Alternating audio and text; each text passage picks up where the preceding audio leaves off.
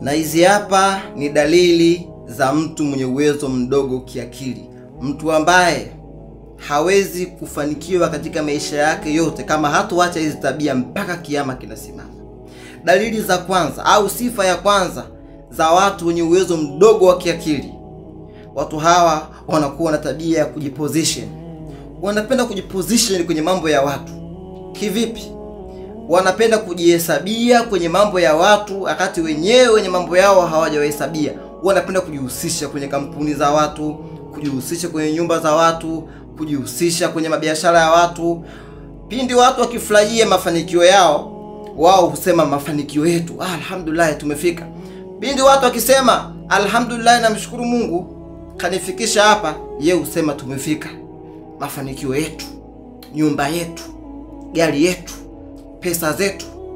Pindi mtu mwenye hela zake akisema alhamdulillah Allah kanipa hela, mimi na hela, anasema Allah katupa hela, tuna hela. Watu hawa wenye hii dalili huwa hawafanikiwi hata siku moja.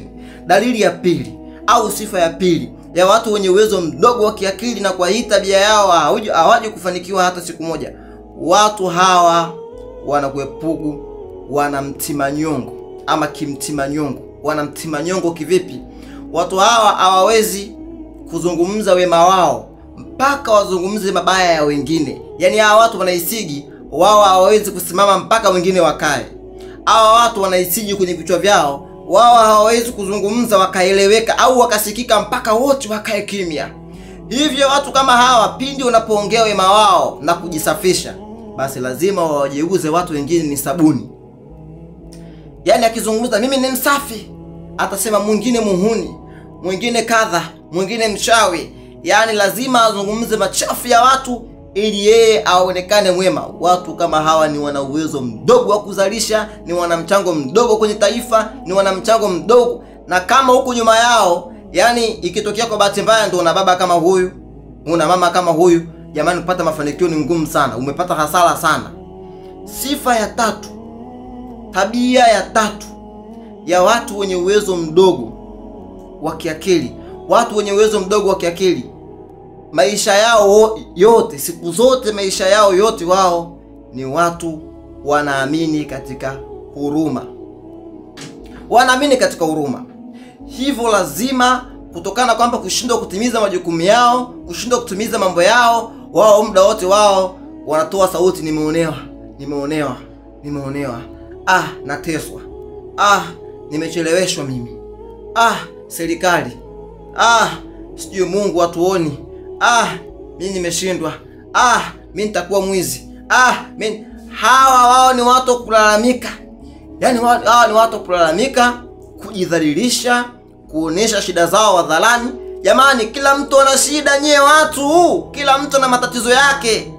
Kaa na matatizo yako, kaa kwenu na matatizo yako, pambana nayo, fight your foundation. Pambana na hali yako, fight your condition. Pambana na hali yako. Pambana na msingi wako. Hawa watu wanakuwa na tabia, kila anayemuona anamuelezea shida yake. Yaani anataka muda wote yeye atietie huruma tu. Yaani kwa nini? Anataka watilie huruma wale ambao wanahisi wana nafasi fulani au wanajielewa, ili waweze kumtimizia mambo yake ambayo yamemshinda yeye kuyatimiza. Na ndio maana watu kama hawa siku zote ukitaka kujua kama watu kama hawa ni hatari, hawa ndio wale ambao akitaka kupandishwa cheo kazini mpaka amshushe mwingine. Akitaka kuelezea utendaji wa kazi kwa bosi mpaka elezee uvivu wa mtu mwingine na uzembe wa mtu mwingine. Hawa ni watu hatari. Na kama una rafiki yako yupo karibu yako na tabia kama hizi, muepuke mbali sana.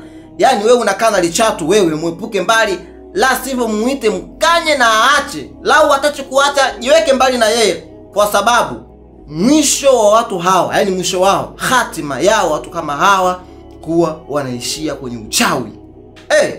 Sikashindwa, akili yake ndogo, hawezi pembua kutimiza mambo yake, hawezi kupembua kupambana na hali yake. Anaanza kimbilia kwa waganga. Hata anakuwa mchawi. Kila mtu alipata, akiona umepata anasema wewe mwanga, akiona umepata amesema wewe jambazi, akiona unapata najua wewe unafanya biashara ya nini, ya magendo. Kwa hiyo bora tu ujiweke mbali jamani. Kwa tuzingatieni haya na tutafanikiwa inshallah.